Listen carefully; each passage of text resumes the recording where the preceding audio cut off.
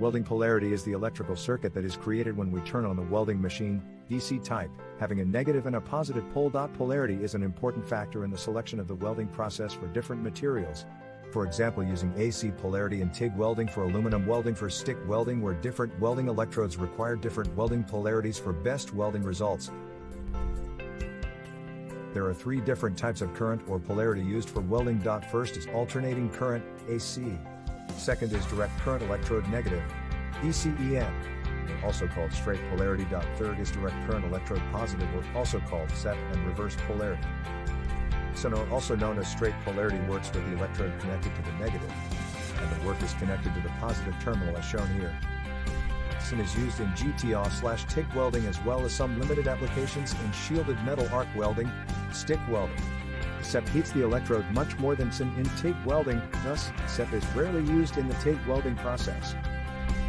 SEP is also called reverse polarity.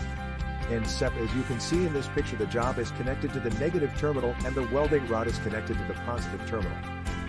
SEP is used in stick welding, SMAW, GMR, MIG/MAG, thaw, and saw welding processes.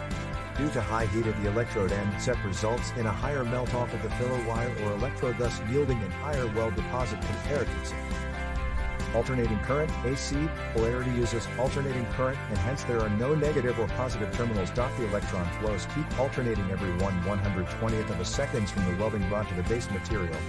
AC polarity with alternating terminals brings cleaning action to the workpiece. This action is highly beneficial for welding materials having tough oxide layers such as aluminum and magnesium alloys welding. When welding with flux core arc welding, FCAW, the polarity of the welder can be either DC direct current or AC alternating current.